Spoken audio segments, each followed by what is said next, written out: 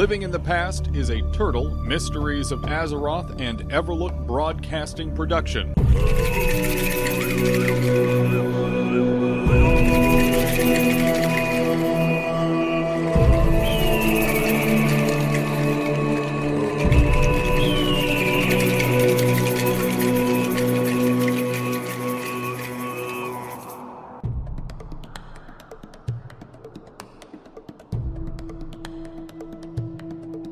This is Living in the Past, your Everlook Broadcasting Company monthly show about all things Turtle, Mysteries of Azeroth. Today is Friday, November 1st, 2024, and I'm Dan, your host for the next hour.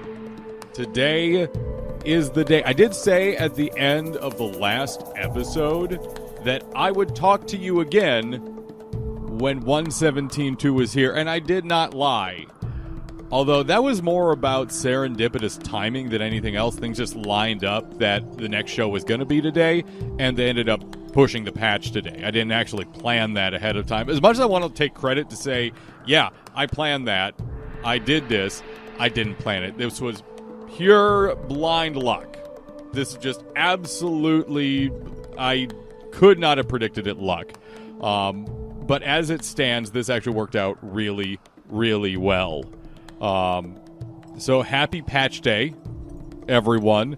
I hope that we're getting on the server now. So I record this show about an hour and a half before it actually goes live, and I clean it up, I make it sound nice, I get the music inserted, that kind of thing.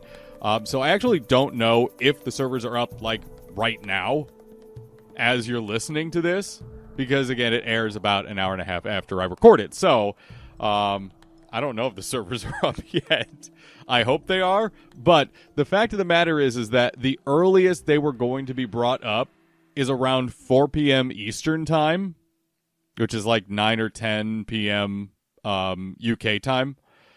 That's the earliest. That's if everything has gone perfectly to plan. That's not necessarily the case. Honestly, if everything goes perfectly to plan, you're almost worried because you think you overlooked something. So chances are the servers are not quite up yet, or they just came up. But if they are already up, I'll be on there with you all, and I'll be getting my my Shadow Priest Zap Snaps sorted out, trying to figure out alternate tier set pieces, what kind of set bonuses I need to be aiming for. I do have pieces of tier 3 waiting for me, but I haven't actually turned the quests in yet for them. So I'm going to need to get stuff out of the guild bank for that. We'll see how well that works out. And that's that. I'll talk about more of that in the next segment. So how things are going to work today is, for the first segment, we're going to be talking about just the general patch. Now that we have tons of patch notes to look at, now that we know exactly what we're getting, we can take a look at that. And that's what we're going to do here first. In my second segment, I'm going to talk about more about how this patch is affecting me, what my plans are, talking about gear, characters, etc. And then in the last segment, as I promised in the last 2 episodes, we are going to be still doing the guild shoutouts. That may cause this episode of Living in the Past to go a little long because you all have well updated all of your guild posts. You've been bumping them on Discord. I only had time to fit in Nordinar in this round. And my God, there's so many of you. New guilds are popping up. New people are putting things together. It's so exciting to see people getting involved in Turtle. You love to see it. So I have tons of guild shoutouts. We're going to actually be starting with a new one that I have never seen before. Like I said, we do have some new guilds popping up here. So look forward to that in the third segment. Music today, we're going to be starting out with some game music. Some of my favorites game-wise. And then for our second segment, we're going to be going with some stuff that I picked out specifically for the Turtle developers and team. Because I think they deserve a little special attention on this one. So we're going to be playing some fun stuff that I am specifically directing at the Turtle developers. That being said, let's talk about 117.2. It's here. It's ready. Hopefully, again, the servers are live by this point. We'll see. But, oh my goodness, we have so much. So just starting out with the general update information. This is just the overview of everything that is going into this patch right now. We have jewel crafting. New profession people are going to need to grind through as quickly as possible. We have the class changes. Class changes 2.0. We have tiers 3.5 and Tower of Karazhan, which is the 40-man raid coming here in a couple of weeks. The devs want to give people time to get settled in with the new patch, getting their characters sorted out, actually comfortable with all the changes, and then they're going to hit us with the opening of the Tower of Karazhan. So a couple weeks down the line, look forward to that. We also have itemization changes, not just the alternate tier sets, but a ton of new items. I didn't actually know this was happening. A ton of new items. We have the classic dungeons update. Huge amounts of user interface updates. For anyone who didn't save their interface folder somewhere else, by the way, best of luck. Yeah, that might have been reset. We'll see. I have my interface folder saved off separately on a different part of my PC, so I'm hoping I can just copy paste it back over the old one after the server resets everything and downloads the update and whatnot. We also have new ways to play the game. Level 1 and the boring adventure. New character customizations. I've actually had more people want to talk to me about the new character customizations than most of the other changes so far, which has surprised me. Legitimately surprised me. But people want to customize their characters further. People want to show that they are truly invested in their characters. So, you know what? More power to them. I'm going to be looking at a lot of new customization too, so I'm excited for that. I'm hoping I can get my Night Elf Shadow Priest a little more spooky. That's kind of the overview of what's going on. There's a lot else happening here. Let's go through the character changes first. For druids starting out here. Let's do the new set first. So the 3.5 set is going to be of the Talon, and it looks incredible. This is one of the best new sets, if not the best new set in this patch. It looks gorgeous. I think I can only imagine druids are very excited for this. It's a very wild set. It's a Druid of the Talon style set. And the wings on the arms for the shoulder pads look incredible. Super unique. I'm so excited for them. Now, for changes for the Druid, there was a lot of finagling that happened, making a lot of the feral and the balance stuff a little more unique to itself and adding a lot more synergies to both. You have a little less requirement, especially if you're feral, to have a manual crowd pummeler or a battery powered crowd pummeler. You have a lot more interactions with your different abilities. So I look forward to seeing how well druid, especially feral druids, are going to be able to not just keep up DPS-wise, but be able to really show up on tanking even more because of this. The balance changes, I think, are also really good. It's adding a lot more synergy, a lot more excitement to playing balance. And I'm also excited because my druid that I'm leveling right now is Moonglow. I'm leveling Moonglow. And I'm doing mostly a lot of healing. If you've seen my Twitch streams, you'll see I regularly heal on her. I don't think I'm going to push Deep Resto with her after this update. I don't think it's going to happen. But I think the resto updates that are allowing a lot more raid effectiveness, it's going to help a lot of people. That's going to be really good for a lot of druids. I think should be really excited. Hunters are getting the Raven Stalker set. Now, I don't think the bow in the picture on the forums is part of the set, but that bow looks monstrous with all those spider legs attached to it. Marksmanship had a lot more of its power shoved into the tree itself. Beast Mastery got a lot of really good updates with having their pets scale appropriately for raid utility and actual damage output. And Survival is now a very unique, very melee-focused, melee and trap-focused spec. It was already kind of trap-focused, but they added a capstone talent to Survival that allowed you to use traps in combat and added some really fun synergy with a few of your specific traps. I don't remember the exact details off the top of my head, but the fact of the matter is that I think if you're a hunter, this is going to be a very exciting patch for you. Mages are getting an Of the Guardian set for 3.5. Very Medivh-esque as we're going into the 40-man Tower of Karazhan. Makes sense.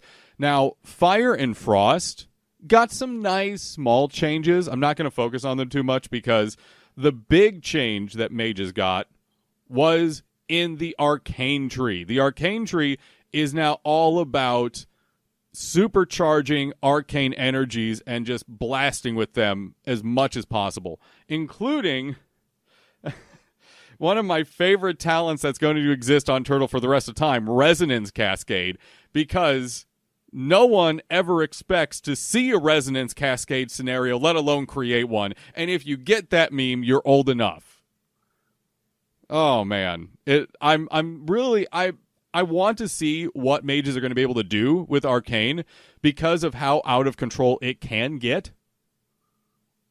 But at the same time, if you're Fire right now, or honestly, if you're Frost, because Frost is getting a new ability in the talent tree that is just, that's going to be exciting. There's a couple fun changes for both, but if you're Fire, you're probably not necessarily changing to Arcane right away because Fire is getting some really solid synergies that are in the form of talents, like passive talents in the tree. No, like they're not getting any new abilities. Fire isn't getting any new abilities, but the synergies going on in there are really stellar. So look forward to that. Paladins got a massive overhaul. They're getting the Lionheart set, which is very, very reminiscent of like the very high tier Stormwind Knights. Very kind of elegant, ornate armor. It has that big lion on the shoulder. It has the blue straps, that really royal blue color of Stormwind. That's been their color since Warcraft 1. And it really well represented on this armor. They're getting it's called the Lionheart set. Now, there was a lot changed with Paladins across the board. I can't go into all of it right now because the segment's already 13 minutes long, and I need to get everyone in here. But a lot of what those basic changes are revolve around, if you're holy, getting into melee, using certain strikes, and allowing your melee to buff what you're doing healing-wise, making you a much more dynamic healer that can last even longer and use more of your crit to provide extra bonuses and benefits. It is going to feel a little weird because as a healer, you're not used to getting in and smacking things. But I think this is going to be a really fun change. I think it's going to be a really fun dynamic change for Holy Pallies. Prot has been tuned up to the max. Prot may actually be a little overtuned right now, which is scary to say, but it is going to be incredibly powerful. Prot Paladin tanks, I almost said Holy Pally tanks. No, Prot Pally tanks are going to be immensely powerful here. Immensely powerful. My buddy Toll is actually like a little concerned that Paladins may be a better tank than warriors after this. I don't know if that's true or not. I can't say, but I know they are going to be incredibly powerful. I actually had a good conversation with him when the class change notes came out on this. Very interesting stuff. And lastly, Retribution got a really nice rework. I love the more strong melee focus, less holy, like I'm using holy spells focus, more of I'm hitting as hard as possible and focusing my strikes focus.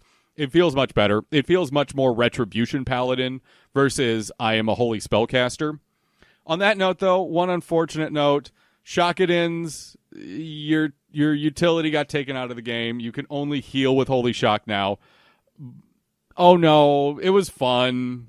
I saw a lot of fun and interesting builds with Holy Shock, but it's gone the way of the dodo. That's okay. Priests. I'll have a lot to say about Priests in the next segment, but Discipline got a full rework. It's all about a balance of motivating allies and doing damage, a little more crit utility, and a bit more of a focus on offensive spell power.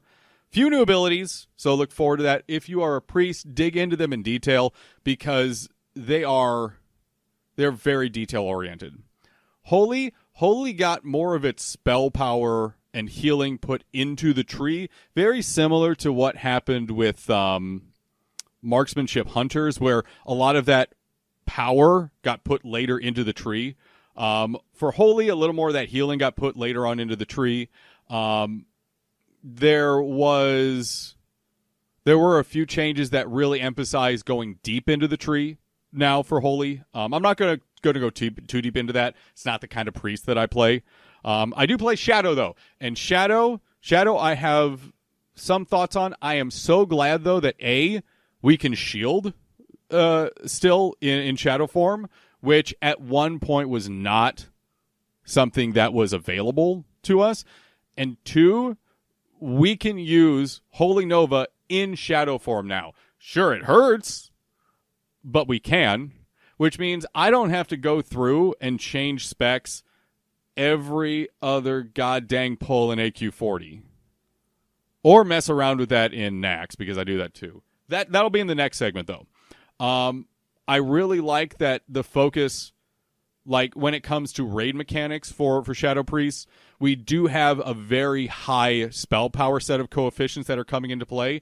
I wish there was more synergy between our abilities in some way, because right now our synergy is Vampiric Embrace. And I wish there were more to it. But again, I'll get into that in the next segment. And priests are getting the Of Pestilence set, which is very much a Plague Doctor that we get to have now. I'm excited for that set. Rogues, you're getting Trickster for your 3.5. Very tier 4. So if anyone remembers tier 4 for Rogues from TBC, it's a little reminiscent of that.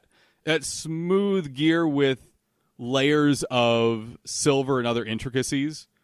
It's certainly not the same by any stretch of the imagination, but that's kind of what I think of when I see that. And Rogues combat got a lot of tweaks. Combat got, it was working pretty well, so it just got some tweaks, specifically in weapon skill areas and a few other things. Assassination is all about slamming poisons as fast as you can. At least from my reading of it. I could be wrong, but assassination and the way poisons are handled and adding a new physical damage poison, that should excite a lot of rogues. Assassination might be just boatloads of fun to play. Subtlety, I had to read through the subtlety changes a few times. I'm not really sure what to make of them. It's a lot of group buffing focused. I'm curious how that's going to synergize in raids. And if it's going to be useful enough to justify if it... So I don't know how much of a DPS loss speccing between assassination and combat or subtlety is going to be, and if the buffs that come from the subtlety tree are worth that DPS loss, if that DPS loss is there. I don't actually know if it is. But I am curious. I'm very curious about how that's going to actually work when put into practice. And we'll, of course, see over the next few weeks how that's going to work. Because, obviously, the devs can only test so much. We can only test so much behind closed doors. We have to release this kind of stuff out to the wild in order to figure out if this stuff is going to affect gameplay in so many ways. Like, you can't predict it. So, one thing I do know that the team is keeping an eye on is performance, not just for each class, but different specs. And as needed, hotfixes may happen. Heck, hotfixes may happen this weekend. We don't know. We'll see. Next up, Shaman. The other set that I just think is stunning, is so beautiful. The Storm Howl set. Now, Shaman changes were all about adding a lot more utility in for Shamans in the trees themselves. So you can easily get tanking action going on if you're an enhancement Shaman now. You have more of a real taunt. For elemental Shamans, a lot more efficiency was put into play because anyone who plays an elemental Shaman will tell you, you have very small batteries and you blow through them real heckin' fast. Your battery charge, your mana batteries dictate how much DPS you do because you go through them quickly. So a lot of the Shaman changes are about helping that efficiency and streamlining a lot more of what the raiding elemental Shaman experience is about. And then Resto very much like Holy Priest and Marksman Hunters, a lot of the healing power of Resto was put later on in the tree to give people that greater motivation to spec deep into the Resto tree to really make sure you're able to heal to your maximum capacity. No matter what, though, Shaman's another one of those that no matter what spec you're going to be going into, I think you should be excited. I think you should be excited because you have a lot more opportunities here, even though Elemental was a lot of just tune-ups and whatnot. There's a lot of good there, and it should dramatically impact, for the better, your raiding experience. Also, once again, the 3.5 set Storm Howl looks fucking gorgeous. I'm not really supposed to swear, but it's so good. It's so good. Load the forums up right now. Load these pages up. Look at the Storm Howl set. Incredible. Warlocks, a lot of changes went into Affliction in particular. Demonology got some tuning and changing. A lot to add more personality into it more than anything else and a little more utility. Destruction was tuned a little bit. There's a little bit that happened. But Affliction got completely well, I'm not going to say completely reconstructed, but almost. It definitely feels like with how your rotation is going to change, it definitely got reconstructed. So if you're a Warlock, you're getting the Nathrazim set for 3.5. And depending upon what spec you're getting into, your gameplay is going to change quite a bit. Destruction Warlocks, you're not going to see a ton of change. It's a lot of fine-tuning that happened.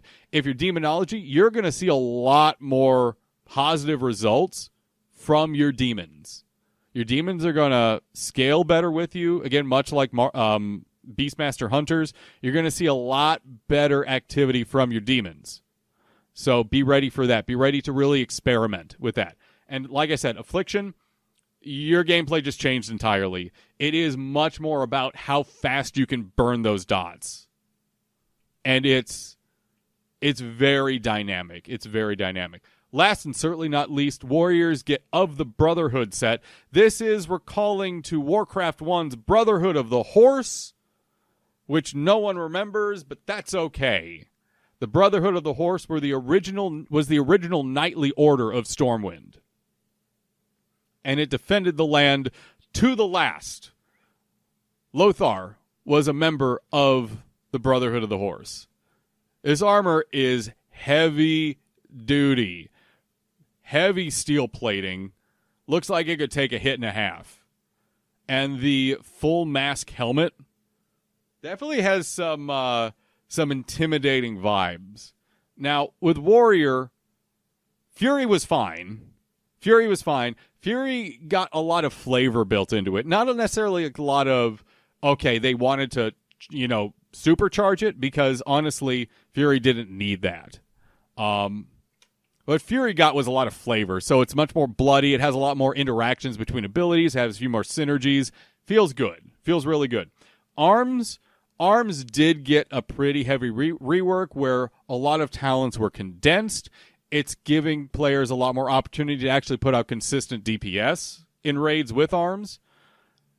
And with Prot got a big tune-up when it comes to not just damage output, but flexibility. The ability to go into other stances and put out an immense amount more damage without losing the threat associated with defensive stance. That's big. That's really big. Prot warriors are going to be not necessarily like damage machines, but certainly we're going to see more numbers from Prot warriors. And I'm excited to see what Fury Prot is able to do with these new trees. I don't know exactly what the best choices are going to be, but certainly Fury Prot's going to have some opportunities to mix and match things that they normally would not be able to, or weren't able to previously. So, as I have recommended with all of these, and I mean all of these, please, for the love of crap, take your time. Don't be like, okay, today's Friday night, I'm raiding Saturday morning. Pause button. Don't do that. Take your time. Figure out your class, check out your new alternate set pieces and bonuses. Do things right. Don't just jump in. Please. Patience. Patience is a virtue.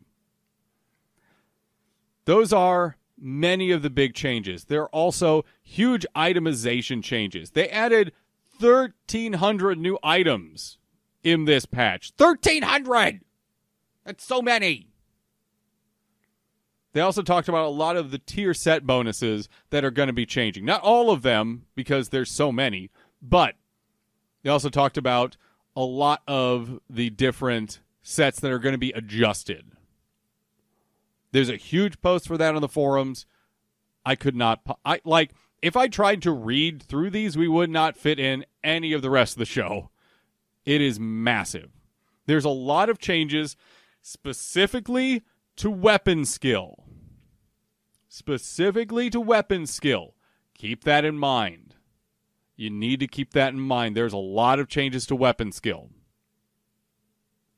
Also, of course, because there is a new profession, new items can be crafted through that profession, jewel crafting. So, make sure you're ready to go through everything in it. Make sure you're ready to level through it.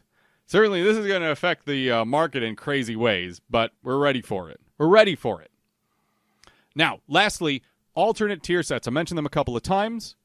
I'm going to read directly from Dragonovi's post on the forums here.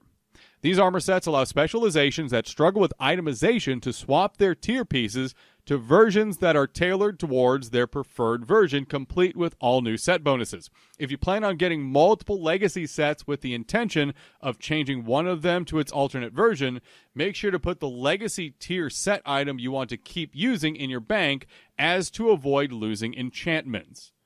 Tier 1, 2, and Tier 3 rings only gear pieces will be swappable to their alternative counterparts via a new quest or new quests, while you'll need to use the new quest reward swapper NPC introduced in 1.17.2 for tiers 2.5 and 3, meaning you can convert your existing sets using this NPC, as the original quests for Tier 2.5 and 3 are now a reward choice between the original set and the alternative sets.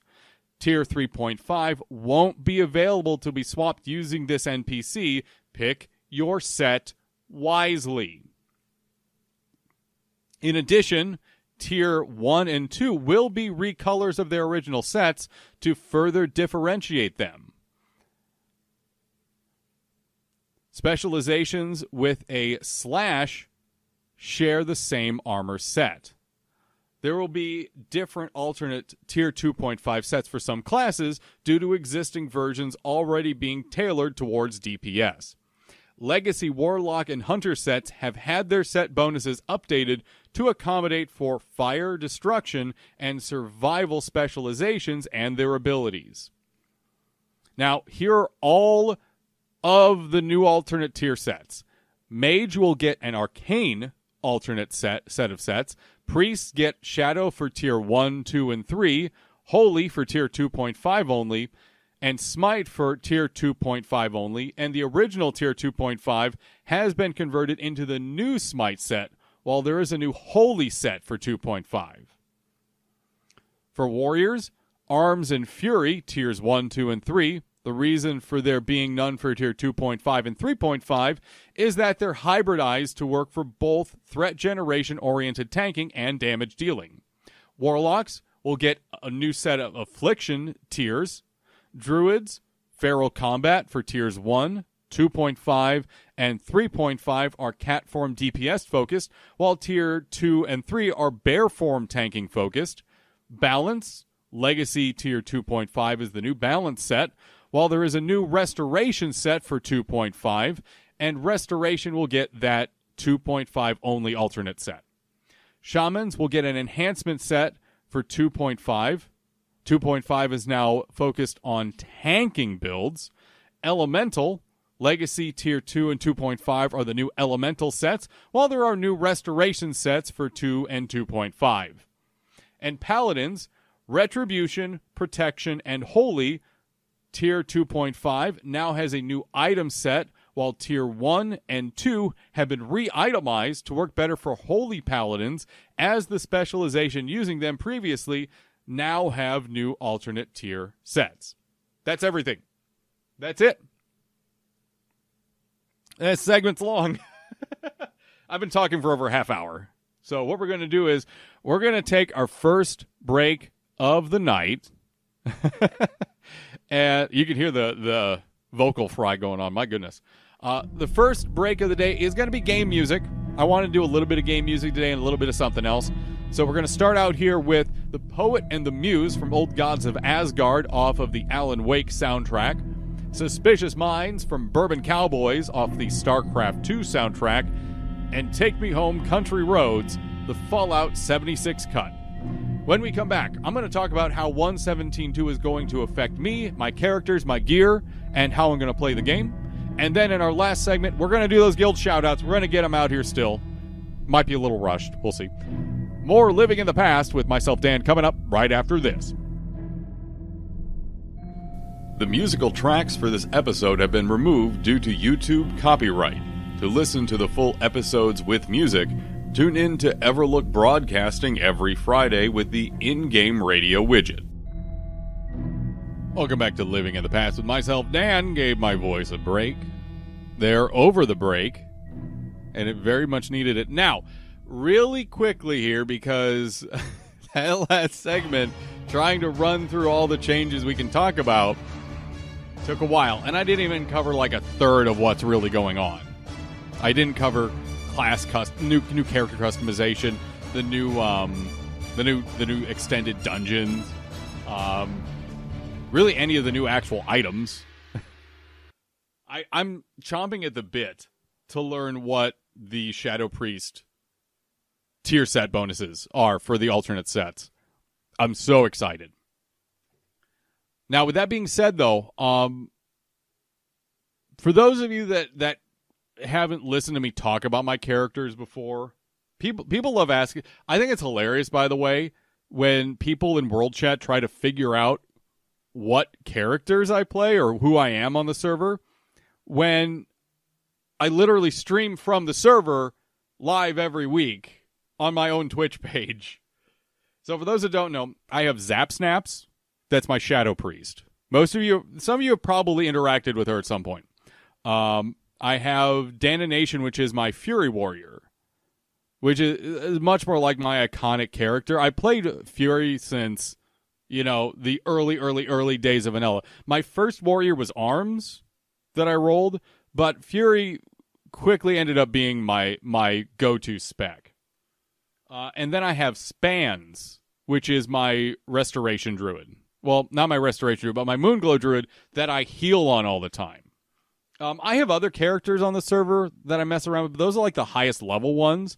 I'm planning a Warlock at some point here. And I've been messing around on them a little bit, but they're still lowbie. They're still mid-teens. So nothing to write home about. I would like to push Shaman a little bit more, but I'm going to be honest, it's too many buttons for me. It's too many buttons. I like the idea of Shaman. If I didn't have to deal with totems, I would probably like Shaman more. It's too many buttons for my brain to handle.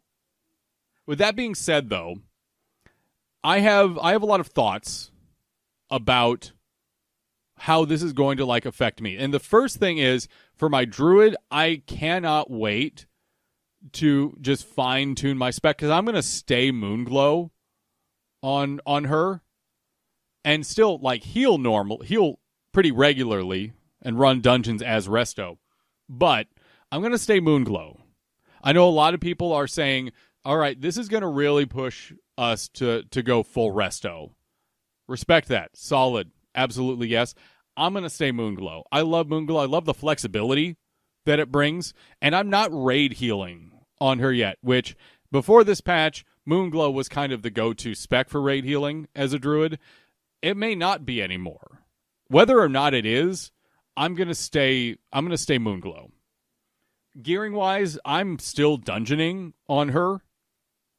So I'm pretty excited to see what new stuff I encounter after this patch goes live. After 117.2 hits. Words are hard. Warrior-wise, I love it. I know the patch overall is actually like a DPS decrease slightly, but my God, Fury Warrior just has so much more fun and interactions infused into it. The fact that you hurt yourself to do more damage, yes, that's the flavor. That's the character I want to be. I want to accidentally, fucking slice my own arm open and be like, yeah, that's the good stuff. That's character right there. That's energy. That's excitement. That's risk. I love it. It may be a DPS loss. I don't care. I'm excited to be Fury. I'm excited for my warrior to be Fury. Even though I'm losing weapon skill, I don't care. I'm excited for it. It's going to be fun. That's what matters. Now, Shadow Priest. Shadow Priest, I was initially really unhappy about. Shadow Priest, while we were getting much better spell coefficients on Mind Blast and Mind Flay, really felt like we were being turned into Frost Mages. No disrespect, Frost Mages, but your rotation is boring. Was boring. Now it's a little more exciting, but was boring. It felt like we were kind of being turned into Frost Mages. Honestly, with the damage of Pain Spike getting reduced, and the fact that Mind Blast and Mind Flay were getting a big increase, Pain Spike was being taken out of our toolbox. No one reasonably is still going to use it in a raiding environment. The damage just isn't there. It's better to get off a couple ticks of Mind Flay.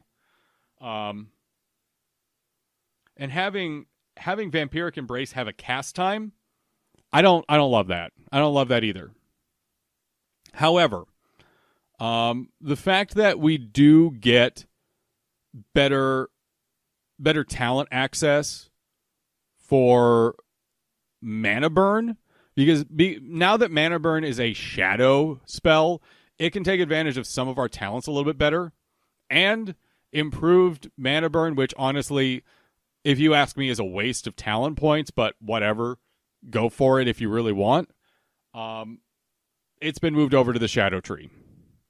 That's great. That's whatever. The fact that it can take advantage of a few more of those talents, though, that's nice. I like that.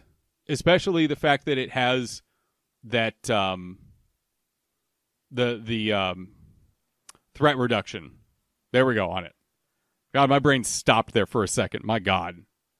Also, now that we have the utility of using Holy Nova in shadow form, that's going to stop me from having to switch specs constantly. Because right now, in order to maximize my overall damage output as a Shadow Priest, I actually switch between Holy Nova, Holy Smite, and Shadow constantly throughout Nax or AQ40. Well, AQ40 I switch 4 times. It depends if I'm tanking Twin Emps. But I'm usually switching 3 or 4 times in AQ40, and I'm switching a bit more in Nax. And that's because right now, as it is, Shadow Priest is single target only, which is great for bosses and whatnot. But the fact of the matter is that you need to get through trash quickly too in order to get a raid done fast.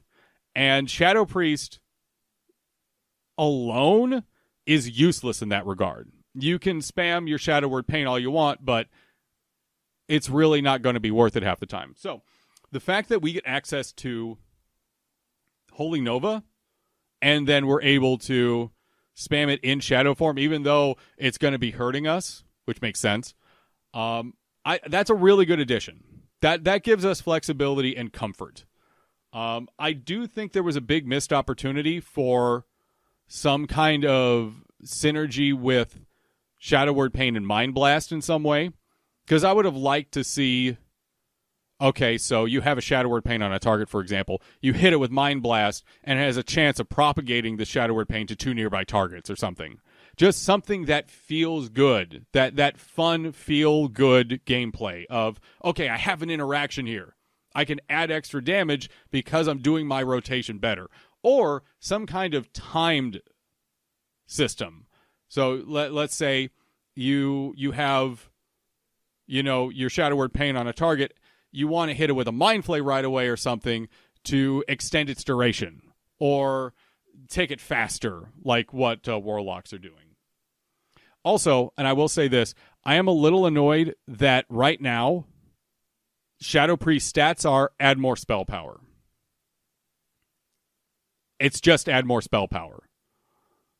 We don't take advantage of haste. We can barely use crit. Mind Blast can crit, but Mind Flay and Shadow Word Pain cannot crit. So crit is really not worth it for a Shadow Priest. We just get spell power. So the fact that that's all our scaling is, I think there was a lot of work that could have been done there. I think there was a lot of room for a little bit of class growth and development without pushing against the boundaries of vanilla, and that was a missed opportunity. I'm excited to see what I'm going to be capable of doing on Zaps, especially with how much spell power I am pushing, but I can't help but think that maybe there was a missed opportunity or two there, and Shadow Priest got the short end of the stick. Certainly, there are options and opportunities for future changes, and I hope they're considered, because Shadow Priest life is not exactly exciting. We don't really have any synergies. Again, our synergy is considered Vampiric Embrace. So I hope in the future we are considered for some kind of mechanics enhancements or changes. Even if it's not necessarily a DPS increase, at least something that gives us a little more to do, other than try to perfectly time every single ability. Which is, again, Frost Mage levels of boring. No offense, Frost Mages, but you're boring. Sorry. What we're going to do now is we're going to take a short break. We're going to get the guild shoutouts going here. I wanted to talk more about how I'm going to approach itemization and how I'm going to really explore the alternate tier sets. We're low on time. We're a little low on time. So we're going to take a break. We're going to play some music here. It's going to be, this is specifically for the Turtle devs, by the way. I picked this out. I know Turtle loves Numa Numa. So we're doing Numa Numa. Hell March, because the devs have marched through hell these last couple weeks to get this done. And Finally, from SpongeBob, sweet victory. Because, hey, we did it. We got here. 117.2 is happening. We'll be right back with those guild shoutouts here on Living in the Past, coming up right after this. The musical tracks for this episode have been removed due to YouTube copyright. To listen to the full episodes with music, tune in to Everlook Broadcasting every Friday with the in-game radio widget. Welcome back to Living in the Past, and for our final segment tonight, it's Guild Shoutouts time. So we're going to try and get through these as best as possible. I always appreciate it when people update their guild advertisements on Discord before this happens. I try to give a heads up on the previous broadcast or two when it's going to happen, so if you can, always make sure that your post on the Turtle WoW Discord is up to date, because I take the information directly from that primary post, and if it's wrong, it's wrong, and I'm sorry, but I am not a mind reader. And also, there's so many of you. So, always keep your post on the Turtle WoW Discord updated. Please, please, please, please. It makes my life so much easier. Also, when you have a nice description going on that I can just pull, makes it also very much easier. So thank you to those who have done that. Without further ado, though, it's Guild Shoutouts time. Whew. Okay, we're going to try and get through this in one take. Lost Cause is a social leveling and casual guild that's recruiting laid-back players for future events and raiding. They're LGBTQ+ friendly and eager to include everyone who's interested in them, with the exception of gnomes. They're a guild formed last year who's finally back in action. They have a decent log of raid experience and mountains of levelers working through the zones on both Horde and Alliance sides. Right now, they're focused on leveling once again, but expect to raid once the appropriate foundation of players has finished forming. Message Silicius, Balerna, Misericord, or Sarah McLaughlin for an invite. That last one is pretty clever.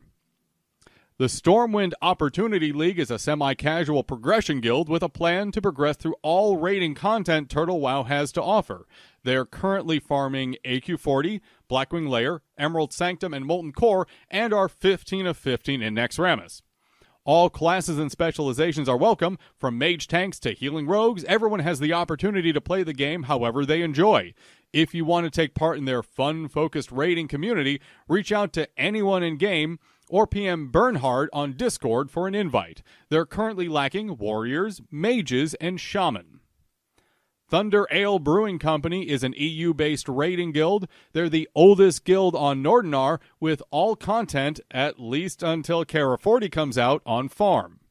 Lower raids are looted out using a soft-res main-spec off-spec system, and Naxxramas is looted out using a loot council with a fair and clear set of priorities and accessible spreadsheets. The more you raid with them, and the better you perform, the more loot you will find its way into your bags from them. They're currently looking for any class and players that are interested in raiding multiple times a week, as well as assisting in raids that they may no longer need themselves.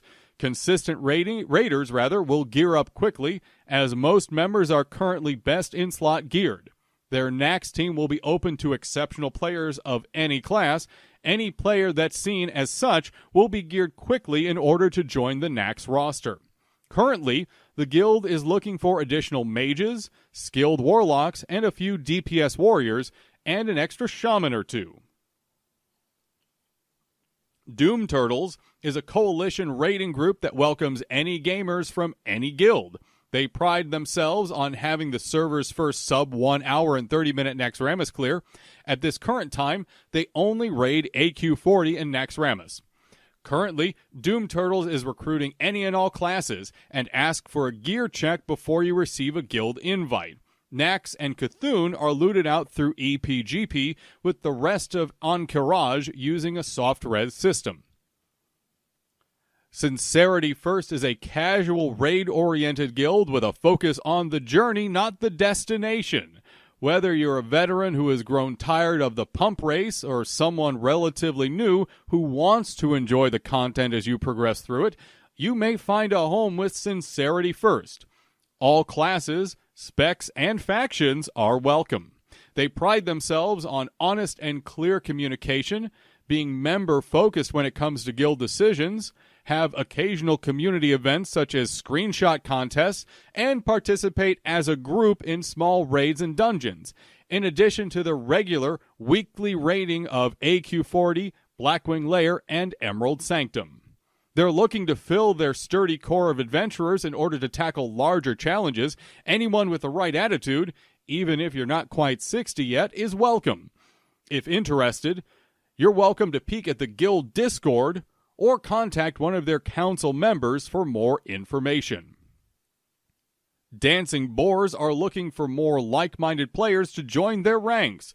If you find chill but serious raiding with lots of banter to your liking, then they're the guild for you.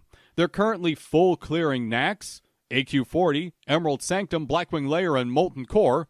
They're always eager to recruit any like-minded individuals, and they're looking for holy paladins, healing priests, mages, and DPS warriors in particular. Their raid times are in the evening Central European time. If this interests you, then join their Discord or contact any officer for an invite. Clickers is an international guild recruiting all classes and levels. They focus on the endgame raiding scene on Turtle WoW and are always open to new players to join them. They're looking for dedicated players who know their class to work their way up through the raid tiers for competitive endgame raid spots. All raids are at 8 p.m. server time. Currently, they raid every available raid on Turtle. They're always eager to have more clickers join in, but they're currently looking for a warlock and warrior in particular. Does your guild suck? Are you guys still not clearing Nax? Is your gear still being ninja'd by crappy pugs? Then consider Pantheon, an NA-based guild. Pantheon focuses on endgame raiding and is currently clearing all Turtle WoW content. Pantheon is recruiting all players, including fresh levelers, who are looking to grow with them. They're extremely fun, friendly, and a helpful guild. Currently, they raid between 7 and 10 p.m. Eastern Server Time on Wednesdays, Thursdays, and Sundays. They distribute loot using a cumulative soft res with loot council on major ticket items. Oh, this next one's my guild, the home team. Nerds of a Feather is an international, inclusive, casual raid guild that's now 15 of 15 in Nax. We have an NA and EU raid teams. We insist on a casual raid atmosphere and, of course, no jerks allowed. This means we're LGBTQ+ friendly. We welcome new players and are actively monitoring guild chat to make sure people keep it friendly and welcoming, just like we want it to be. Nerds of a Feather is a great place for both experienced raiders who are tired of hanging with sweat lords and a good place for folks who have never raided before. We're working on getting our Kel'Thuzad kills to be a bit cleaner and more efficient, and are looking forward to future new raids that Turtle has to offer. Fear is an EU raiding guild looking for new recruits. Whether you're currently leveling, trying to gear up, or looking for consistent raid clears, they want you. They have a wonderful core group of raiders and a fun raid environment that does not often distract from them clearing raids in a timely manner. Preparations are currently underway for Upper Karazhan, so come get your attunement done and some gear if you haven't already. They speak English in raids, but all nationalities are welcome. Currently, Resto Druids, Resto Shamans, and Warlocks are in high demand for Fear. Chonky Bonk is an international English-speaking raiding guild looking for more raiders to fill core spots. Levelers and socials are also always welcome to join. They raid at 22:30 server time on Wednesdays, Fridays, and Mondays, and use a soft res plus system, with some items being loot counseled. At this time, they're clearing all Turtle WoW content and are looking for a mage and a fury warrior. Weird Vibes is a North American late-night raiding guild. They're 15 of 15 in Nax. Their fastest clear is a sub 2 hour, and they have goals for Tier 3.5 and Tier 4, and are looking for more gamers. Experienced leadership sets the stage for a friendly, fun, but serious raid environment. Come join fast clears, good times, and a great loot to be had. Their ideal raider will communicate, be consistent, passionate, and have a basic understanding of their class, and be willing to learn. Knowledgeable leadership will help along the way if you put effort into yourself. They expect their core to show up on time, consumed for their highest tier raid, and ready to slay monsters. Right now, they're recruiting a Resto Shaman, a Warlock, a Fury or Fury Prot Warrior, and a Disciplined Priest. Thunderhorn Clan is a mostly EU guild with some NA and international members. The guild is currently farming Nax as well as all other raids and looking to fill out their roster for current raids and Kara 40. All raids start at 1900 server time or 1400 Eastern time, and they raid Blackwing Lair, Molten Core on Mondays, Emerald Sanctum and AQ40 on Tuesdays, and Nax on Wednesdays. Highest priority recruitment for Thunderhorn Clan are mages and shaman. Macrokelly's is a guild founded on Turtle WoW in 2020 with the goal of efficiently clearing all raid content. Killing Kel'Thuzad since April of 2022, they're the oldest North American guild on the server, and they're looking for your aid. Macrokelly's are currently looking for any dedicated gamer to join their raiding team. Currently, Macrokelly's raids at 8 p.m. Eastern and has an inclusive and friendly social environment with people online to chat 24/7, with a comprehensive Discord server for organization and class theory crafting. They're also members of Dragonwatch, the World Boss Coalition. The Blackrock Clan is a progressive horde guild that aims to complete endgame content, without paladin buffs. They clear Blackwing Lair, Molten Core, and AQ40 on a weekly basis and are looking for dedicated raiders for their Naxxramas progression. Lately, they're in need of mages, druids, and shamans, but are accepting all classes, especially casual and inexperienced players, for being part of their progressive fun. They use an EP-GP loot system on 40-man raids. If you want to be under the banner of an RP-oriented horde guild and looking for a challenge, then this is your place. Join the One True Faction. If you feel inexperienced in vanilla, you are most welcome to join. You'll enjoy helpful guild members in the Blackrock Clan. Contact them in-game or join their well-organized Discord for more details. That's it. There we go. We got through it all. 12 minutes. There we go. Thank you, everyone, for putting in your guild advertisements on the Discord. Remember, if you want to be a part of guild shoutouts, make sure your guild promotion, I'll call it, is on the official Turtle WoW Discord. It's posted up and it's updated regularly. That means updating the main post itself and bumping it. Do both. Do both. It's very helpful. With that being said, though, this was a long one, but we got it down. And hey, 117.2 is here, and I cannot wait to actually get in game and enjoy it with all of you.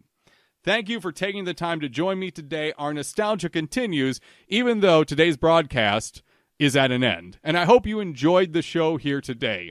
A huge thank you to the Turtle developers, moderators, staff, volunteers. Without the entire team's hard work and dedication, we wouldn't have this station or server group.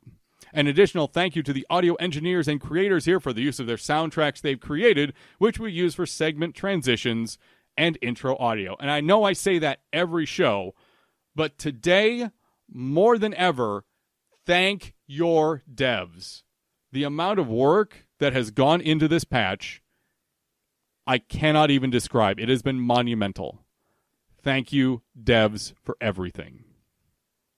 If you'd like to find out more about what I do, I invite you to check out my YouTube channel at youtube.com/@thedannation, which has a series on it called Ancient Lore, which I haven't updated for a while, or my Twitch page, twitch.tv/dannation, which I actually do stream Turtle WoW content from on a weekly basis. And I love sharing it with all of you.